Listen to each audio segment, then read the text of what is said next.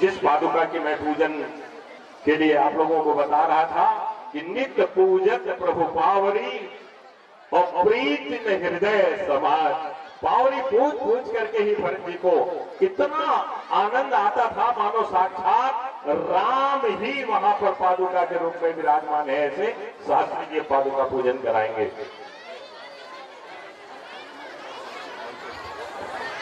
प्रेम से बोलो सद्गुरुदेव भगवान की, श्रीमद जगत गुरु शंकराचार्य भगवान की, पूज्य श्री स्वामी जी महाराज की।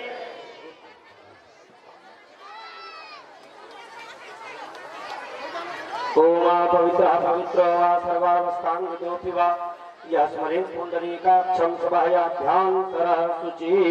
ओम पुंडरीकाक्षः पुनातो, ओम पुंडरीकाक्षः पुनातो, पुनात् पुंडरीकाक्षः इत्यात्मानां पूजा समागम च संप्रोक्ष्य ध्यानम् ओम ध्येयं सदा परिभवग्नमभीष्टदोहम् तीर्थास्पदं शिवविरञ्चिनुतं शरण्यं धृत्यार्तिहं प्रणतपाल भवाब्धिकोतां वन्दे महापुरुषते चरणारविन्दम्।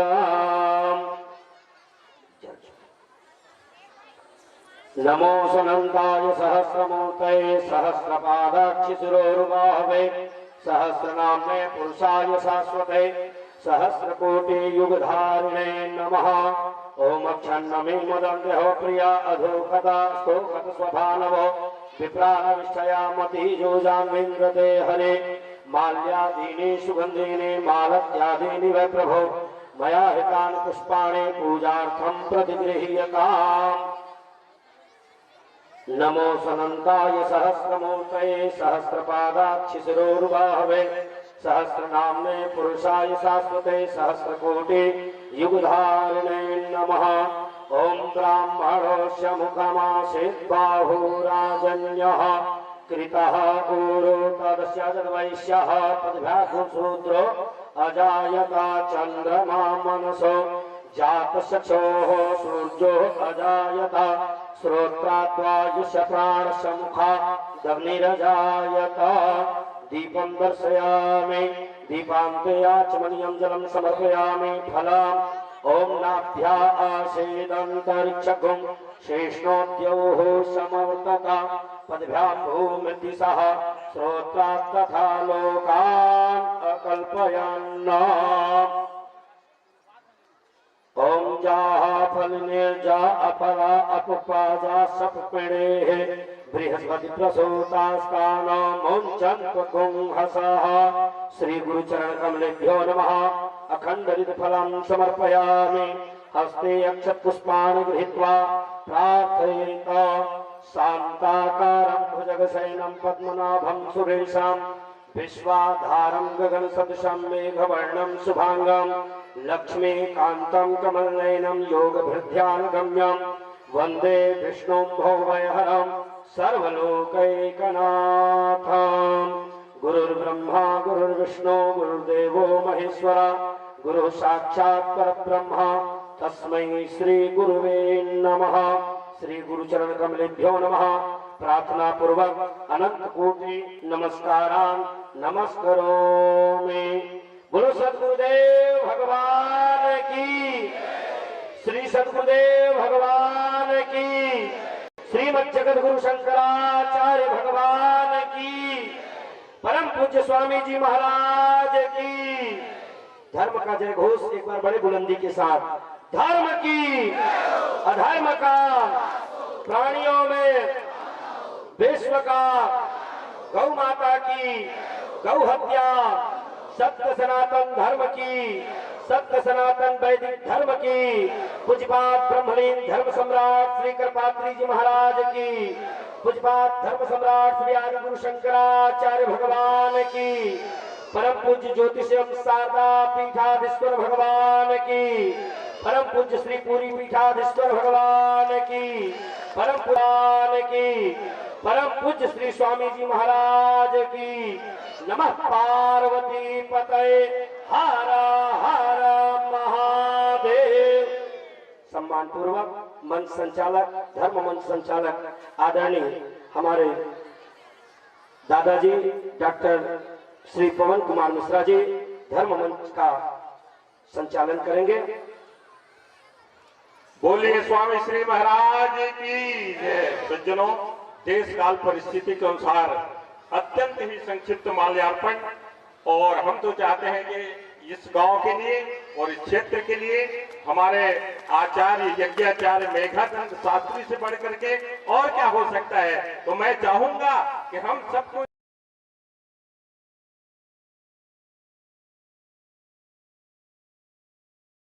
और पुष्पमाला अर्पण कर उनसे आशीर्वाद लेंगे। शास्त्री जी महाराज।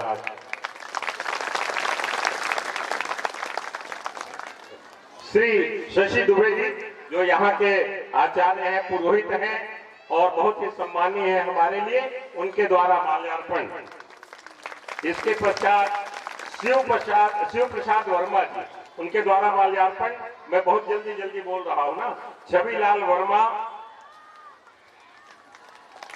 भरत वर्मा, कन्हैया चंद्रवंशी, भोजराम वर्मा। मैं चाहूंगा कि राजा साहब उनको माला दो। आप रायपुर से महाराष्ट्र को अपनी गाड़ी में बैठा करके स्वयं वाहन चलाते हुए और यहाँ यज्ञ स्थल तक लाए हैं। लोहारा वाले राजा खड़ग राज सिंह जी हैं और उनके द्वारा गुरुदेव को माल्यार्पण किया जा रहा है। रमाकांत तिवारी जी, ये हमारे क्षेत्र के एक अच्छे विद्वान हैं। अब चरणों में ही रखें माल्यार्पण को। नललाल चंद्राकर, बद्री वर्मा, सुरेश दुबे, दिनेश गुप्ता, अमर वर्मा, ओम प्रकाश शर्मा। बस जल्दी से एक मिनट के अंदर में आप लोग माल्यार्पण कर लें ताकि जितनी जल्दी हो सके। और स्वामी जी के अमृत में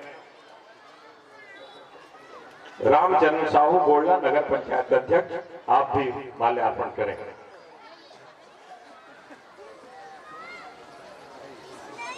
रामायण जी में चढ़ा लें या चरणों में चढ़ा लें, असुविधा न हो। आज की परिस्थिति को देखते हुए आप लोग सब समझदार हैं, किसी को कुछ कहने की आवश्यकता नहीं है। यथाशीघ्र स्वामी जी के श्रीमुख से अमृत में कथा प्रवचन उपदेश आप लोग श्रवण करें। दर्शन तो आप लोग प्राप्त कर रहे हैं। मैं चाहूंगा कि इससे पहले स्वामी जी और अपने दिव्य वाणी को हम सब लोगों को प्रसारित करें। सीधे समय को देखते हुए सीधे मैं स्वामी जी के श्री चरण कमलों में निवेदन करूंगा, अपनी वाणी से हम सबको आनंदित प्रफुल्लित करें। स्वामी महाराज।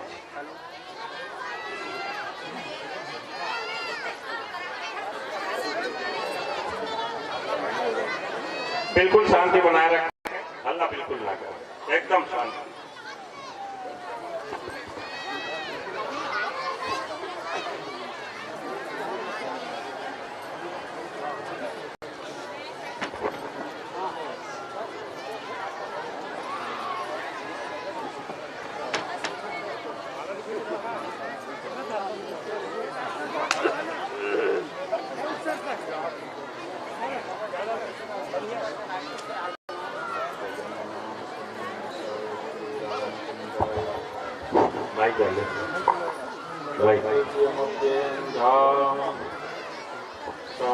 सारस्वतमुपास्महे यत्प्रसादात् प्रलीयन्ते मोहानन्दतमसश्चटाः। विश्वं दर्पणदृश्यमाननगरी तुल्यं निजान्तर्गतम् पश्यन्नात्मनि मायया बहिरिवोद्भूतं यथा निद्रया। यस्साक्षात् कुरुते प्रबोधसमये स्वात्मानमेवाद्वयं तस्मै श्रीगुरुमूर्तये नमः। इदं श्रीदक्षिणामूर्तये। कञ्जासनादिसुरवृन्दलसत्किरीटप्रकर्षणसमुज्ज्वलदङ्घ्रिपीठे त्वामेव यामि शरणं विगतान्यभावं दीनं विलोकय दयार्द्रविलोचनेन। श्रीराम जय राम जय जय राम।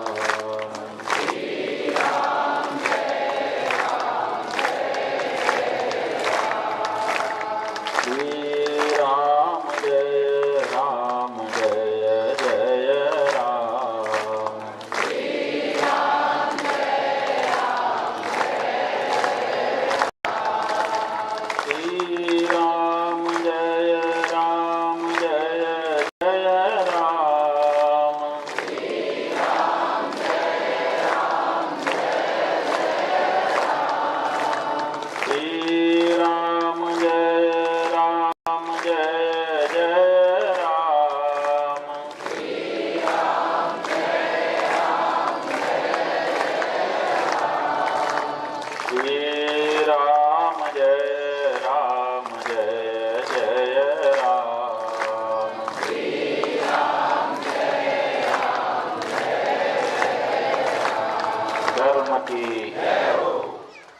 धर्म का प्राणियों में विश्व का गौ माता की जगत गुरु शंकराचार्य भगवान की यज्ञ नारायण भगवान की नमः पार्वती पतये हर हर महादेव। समुपस्थित ब्रह्मचारी ज्योतिर्मयानंद जी, धर्मालंकार पंडित पवन मिश्र जी, लोहारा स्टेट के सम्माननीय राजा साहेब, देवदत्त पंडित जी, यहाँ पर आप सबके द्वारा नियुक्त होकर यज्ञ करा रहे आचार्य मेघानंद जी,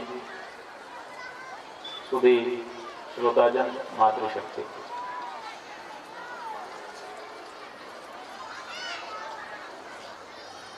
विपरीत परिस्थितियां हैं।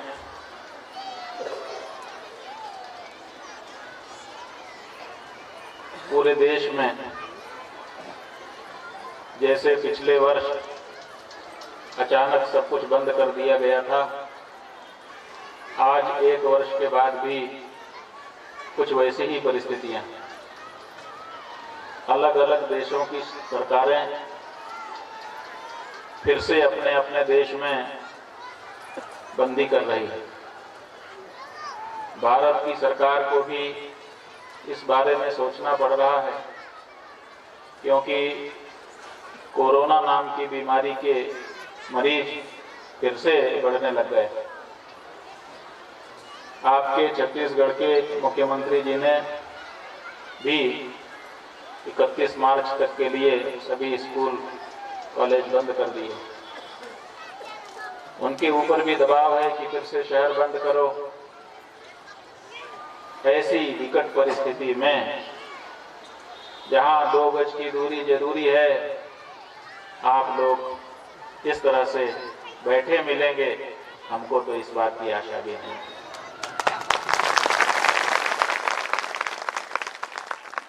हम तो सोच रहे थे कि लोग एक दूसरे को देख करके डर रहे होंगे और हम जब बाहर से जाएंगे तो कहेंगे ये स्वामी जी तो बाहर से आए हैं, दूर ही रखो। हाँ, ऐसा हो रहा है, ऐसा दूसरी जगहों पर हो रहा है। मोहल्ले में अगर कोई एक कोरोना का मरीज निकल जा रहा है तो लोग उसको देख करके भाग रहे हैं। अगर आपको इस बात का अनुभव नहीं है, अनुमान नहीं है, तो समझो आप भाग्यशाली। परिस्थिति बहुत विकट है, लेकिन ऐसी विकट परिस्थिति में भी आपको उस बात का कुछ ख्याल ही नहीं है और आप यहाँ पर बड़े आनंद के साथ मिल करके भगवान का आवाहन करके और उनका पूजन कर रहे हैं, आरती उतार रहे हैं, आहुतियां दे रहे हैं, परिक्रमा कर रहे हैं और संतों और विद्वानों को बैठ करके सुन रहे हैं। समझिए कि कलयुग में रामराज आपके गांव में ये रामराज आ कैसे गया? इसी धर्म के कारण तो आया है। कहते हैं कि धर्म में कोई शक्ति नहीं है, ये तो कमाने खाने का धंधा है। कहने वाले तो कुछ भी कह देते हैं ना, क्योंकि मुखमस्ती की वक्तव्य। कहावत है कि मुंह है, बोल जो चाहो बोल दो। तो बहुत से लोग जो चाहते हैं बोलते हैं, लेकिन परिणाम तो देखो। ये परिणाम दिखाता है कि अगर हम धर्म के साथ जिए तो एक अच्छा जीवन जी सकते हैं। जो लोग धर्म के साथ जी रहे हैं वो इस तरह से विपरीत परिस्थिति में भी बैठ सकते हैं। इस बात को पूरे विश्व को जानने की जरूरत है। जहां एक दूसरे से कोई बात नहीं करना चाह रहा है, वहां पर सब लोग हिल मिल करके कार्य कर रहे हैं इस दृश्य को तो पूरे विश्व को दिखाना चाहिए। कुसुम घटा ने एक बहुत बड़ा उदाहरण दिया। बात क्या है? बात यह है कि हमारा जीवन पवित्र जीवन है। हमारी जो जीवन शैली है हमारे ऋषियों के द्वारा निर्धारित की गई, और उसी निर्धारित जीवन शैली के माध्यम से हम जो पवित्र जीवन जीते हैं वो जीवन हमारा यज्ञ हो जाता है। ये जो यज्ञ अग्नि कुंड में अग्नि प्रज्वलित करके आप कर रहे हैं, ये तो यज्ञ है ही, लेकिन आपको भले पता ना हो आपका जो जीवन है धर्ममय जीवन ही एक यज्ञ है। इसलिए हमारे भारत का सनातन धर्म के परिवार का हर लड़का, हर लड़की, हर भाई, हर बहन, हर माता, हर पिता प्रतिदिन यज्ञ करता है। इसीलिए तो कहते हैं कि किसी गांव में कोई साधु आए, बैठे थे पेड़ के नीचे। गांव वालों ने देखा कि महात्मा जी बड़ी देर से बैठे हैं। लोगों को कहा जरा देखो कुछ खाया पिया कि नहीं। कुछ लोग गए महात्मा जी के पास, कहा महात्मा जी कुछ आपने खाया पिया कि नहीं? कहा ना, हम तो कुछ खाए थे। तो लोगों ने देखा कि महात्मा जी ने कुछ नहीं खाया, तो तत्काल घर से थाली लगा के ले आए। तो महाराज स्वीकार करिए। कहा तुमने यज्ञ किया है? कहा यज्ञ तो नहीं किया जी। कहा तो जिसने यज्ञ किया नहीं उसके हाथ का भोजन हम नहीं करेंगे। अब वो बेचारा थाली लेके बड़ी श्रद्धा से आया था, कह दिया यज्ञ नहीं किया इसलिए खाऊंगा नहीं तो वापस ले जाना पड़ा। दूसरा आया थाली लेकर के, कहा यज्ञ किया है? कहा नहीं किया। गांव में सब लोग एक दूसरे से पूछने लगे, भैया गांव में महात्मा जी आए हैं, भूखे बैठे हैं, उनको खिलाने का कोई रास्ता तो ढूंढो, क्योंकि उनके सामने जो भी थाली लेकर के जाता है महात्मा जी पूछते हैं कि तुमने यज्ञ किया कि नहीं किया। अपने लोगों ने तो गांव में यज्ञ किया नहीं, कई साल हो गए। तुमको याद है? बोले हाँ पिताजी के समय में हुआ था, हमारे समय में तो नहीं। कहा हम लोगों ने तो यज्ञ किया नहीं। अब बड़ी मुश्किल हो गई, हमने यज्ञ किया नहीं, महात्मा जी यज्ञ जो किया है उसी के हाथ का भोजन करेंगे। इसका मतलब है कि महात्मा जी हमारे गांव में रह करके भी भूखे रहेंगे, और जिसके गांव में कोई भूखा रहता है उसको पूरे गांव को दोष लग जाता है। सनातन धर्म की ये विशेषता है। इसलिए गांव के लोग बड़े चिंतित हो गए। मुखिया के घर में मीटिंग बैठी, सब लोग कहने लगे क्या किया जाए, कौन सा तरीका निकालें। किसी को कोई उपाय सूझ नहीं रहा। तभी घर में जो नई बहू आई थी उसने घूंघट की आड़ में से कहा, ससुर जी अगर आप अनुमति दें तो सभा के बीच में मैं भी कुछ बोलूं। हूं तो मैं नई, लेकिन आपके घर में आ गई हूं, आपके घर की चिंता मेरी भी चिंता है। कहा बिटिया अगर तू चिंता दूर कर सकती है तो जरूर बोल। तो बहू आई, उसने कहा कि अगर गांव वाले आप सब लोग अनुमति करें तो महात्मा जी को मैं भोजन करा सकती। कहा बिटिया तूने यज्ञ किया है? कहा हम महात्मा जी से ही बात करेंगे, आपको बताने से क्या फायदा, आप लोगों ने तो यज्ञ किया नहीं, तो आपको बताने से कोई लाभ नहीं है, अनुमति दीजिए भोजन करा के आ जाऊं। कहा इससे बढ़ के और क्या होगा, यही तो हमारी चिंता थी। तो भोजन की थाली परोसी, ऊपर से धक्का पात्र से, और लेकर के बहू चली और जा करके महात्मा जी के सामने चौकी लगा के रख दिया। महात्मा जी भोजन करिए। महात्मा जी ने आंख खोली, बहू खड़ी थी। कहा बेटी तू तो बड़ी कम उम्र की लगती है, तेरे गांव से बड़ी बड़ी उम्र वाले आए थे थाली लेकर के, मैंने वापस कर दिया क्योंकि उन्होंने यज्ञ नहीं किया था। तेरी तो अभी बड़ी कम उम्र है, तूने क्या यज्ञ किया होगा, ले जा थाली, मैं नहीं खाऊंगा। कहा महाराज मैंने यज्ञ किया। कहा कितने यज्ञ किए? बहू ने कहा महाराज करोड़ों यज्ञ मैंने किए हैं, एक दो नहीं। करोड़ों यज्ञ तूने किया, कैसे किया? तो बहू ने कहा देखिए बाकी यज्ञ तो बाद में व्याख्या करूंगी, तब आपको पता चलेगा। जैसे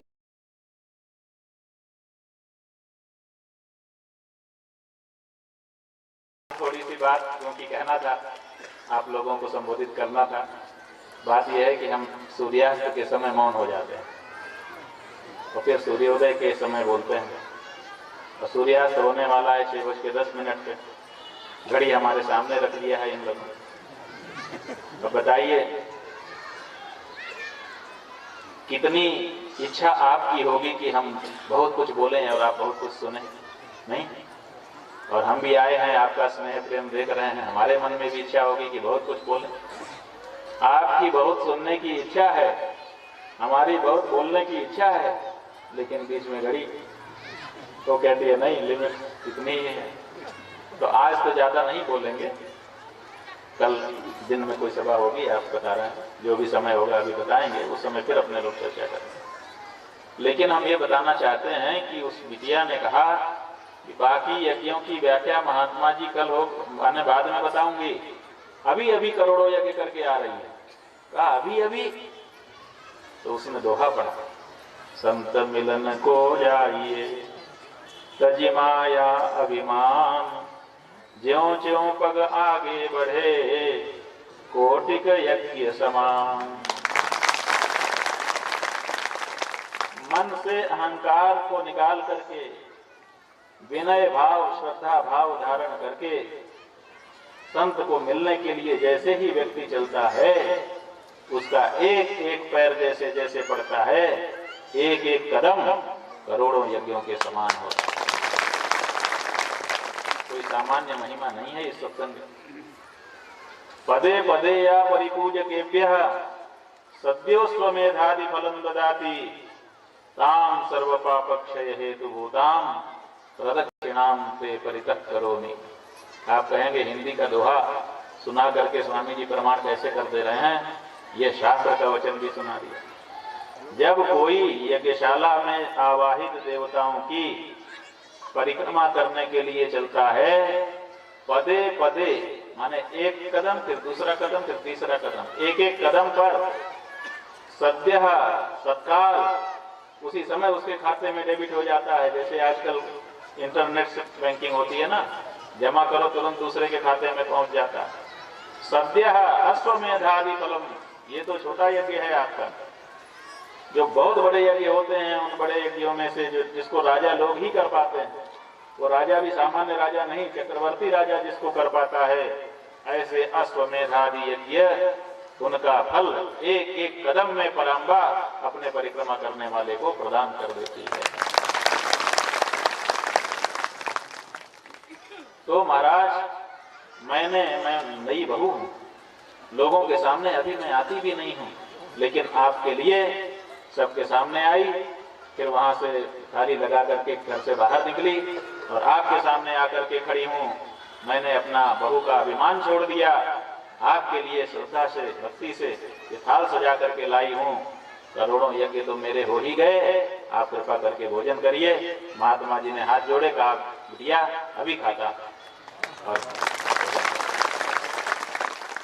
ये मत सोचिए कि जिसके पास पैसा है वही सनातन धर्म में ऊंचा फल प्राप्त कर सकता है।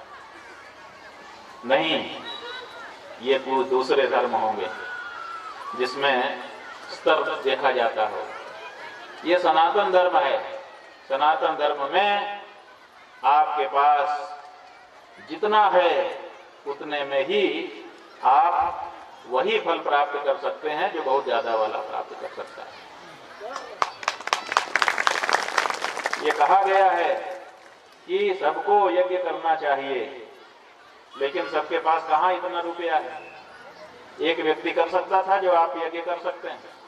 आप सब मिले हो, कुछ कुछ सबने अपने अपने जेब से निकाल के लगाया, तब ना ये यज्ञ हो रहा है। हमारा किराया ही नहीं दे सकता एक आदमी, कठिन पड़ जाएगा। जो देगा भी, अभी गुप्ता जी जैसा कोई हो, हमारे राजेंद्र गुप्ता जी जैसा, या हमारे कोडला वाले लवकेश जैसा कोई हो यहाँ, जिनका चेहरा हम पहचान पा रहे हैं। ये लोग भले निकाल के रख दें, सक्षम है, लेकिन सबके लिए तो कठिन हो जाता है। लेकिन जो पैसे वाला व्यक्ति बहुत बड़ा मंडप बना करके बहुत सारे आचार्यों को बुला करके विधि विधान के साथ सामग्री का खर्च करते हुए यज्ञ करता है, उसको जो फल मिलता है देखिए सनातन धर्म, वही फल यज्ञ जहां हो रहा है वहां पर आकर के श्रद्धा भक्ति से यज्ञ को देखने वाले को, यज्ञ की परिक्रमा करने वाले को और वहां पर हो रहे सत्संग को सुनने वाले को मिल जाता है। अशक्तौ कारयेत् पूजां दद्याद्वार्चन साधनम दानाशक्तौ सपर्यांतम पश्येत् तत्परमानसः। पूजा करने वाले को जो फल मिलता है वही पूजा को देखने वाले को भी मिल जाता है। ये सनातन धर्म। हमारे ज्योतिष पीठ के पूर्वाचार्य परम पूज्य ब्रह्मलीन स्वामी कृष्ण बोधाश्रम जी महाराज कहा करते थे कि हिंदू धर्म सबसे कठिन है और सबसे सरल।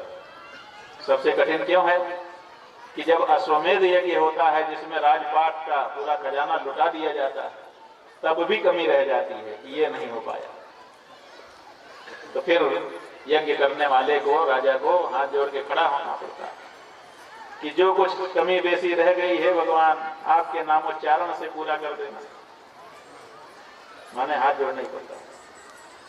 विधिहीन हो गया, क्रियाहीन हो गया, भक्तिहीन हो गया, वस्तु से हीन हो गया, क्षमा करिए, ये कहना पड़ता है। तो माने पर्याप्त खर्चा करने के बाद भी कमी रहेगी, कुछ न कुछ कमी रही जाती है, तो क्षमा मांगनी पड़ती है। क्षमा प्रार्थना पूजा का अनिवार्य अंग है।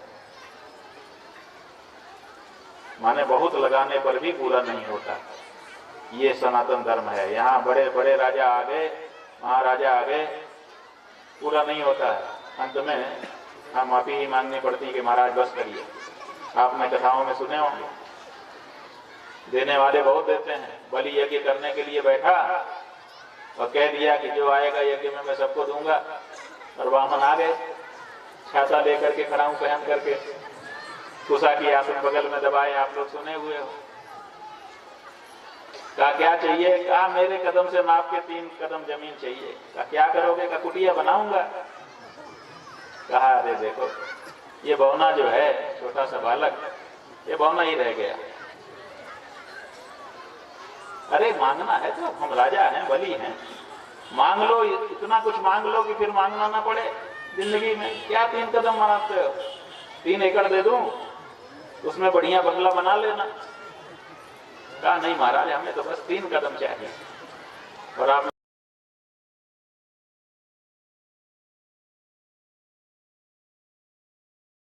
तो आकाश पाताल एक हो गया, तीसरा कदम बाकी ही रह गया। कहा कहाँ रखें?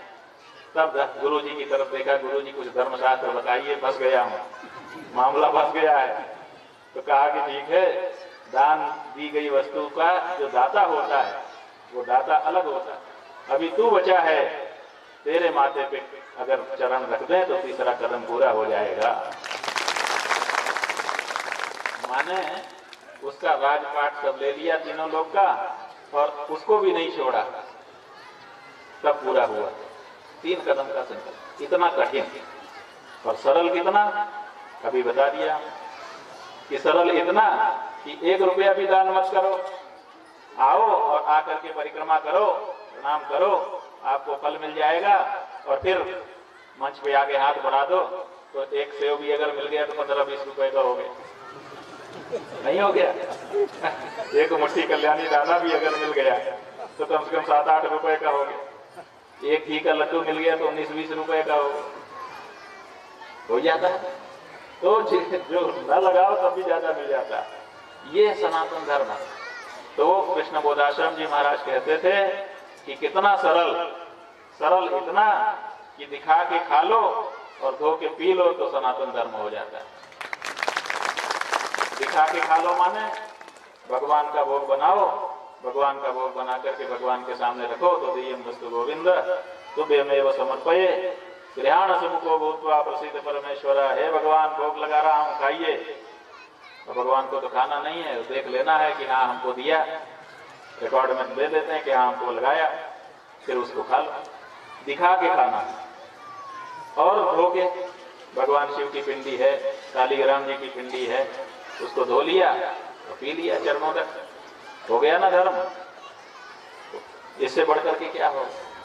तो सरल इतना कि कोई भी कर सके, और कठिन इतना कि बड़े बड़े राजा महाराजा भी झुक जाएं कि हमसे नहीं हो सकता, हम हाथ उठा रहे हैं, हार गए।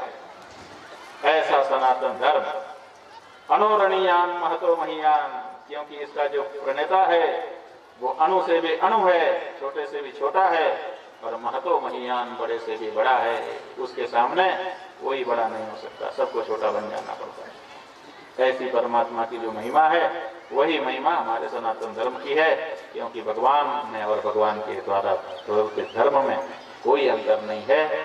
सनातन धर्म का पालन भगवान को अपने हृदय में बैठाने की परिकल्पना है। बंधुओं, 6:10 होने वाले हैं, इसलिए हमको यहीं पर मौन होना पड़ेगा। कल जो भी समय अभी घोषित किया जाएगा आचार्य पवन शास्त्री जी के द्वारा, उस समय फिर हम लोग मिलेंगे और जो कुछ चर्चा आप लोग चाहेंगे की जाएगी। आज यहीं पर वाणी को विराम देते हैं। कल तो कहेंगे ही, अभी भी कह दे रहे हैं कि जब हम यहाँ आ रहे थे तो परम पूज्य जगत गुरु शंकराचार्य जी महाराज, ज्योतिष पीठ और द्वारका शारदा पीठ के जगत गुरु शंकराचार्य जी, जो इस देश के वर्तमान में सबसे वरिष्ठ धर्माचार्य हैं, उनसे बढ़कर के न तो उम्र में, न तो पद प्रतिष्ठा में, न तो ज्ञान में, न तो संन्यास में कोई अब बड़ा नहीं है, सबसे वरिष्ठ। उन जगत गुरु शंकराचार्य जी वे यहाँ आने वाले थे, पहले उनका कार्यक्रम तय हुआ था, लेकिन कोरोना के कारण लोगों ने मना किया कि मत जाइए, तो वो तो नहीं आए, लेकिन उन्होंने हमको भेजा कि तुम जाओ, और हम यहाँ पर आए। तो हमने पूछा कि हम जाएंगे तो करेंगे क्या, तो उन्होंने कहा कि हमारा आशीर्वाद सबको दे देंगे। तो उनका जो आशीर्वाद है वो हम लाए हैं, लेकिन देंगे कब? हर हर महादेव।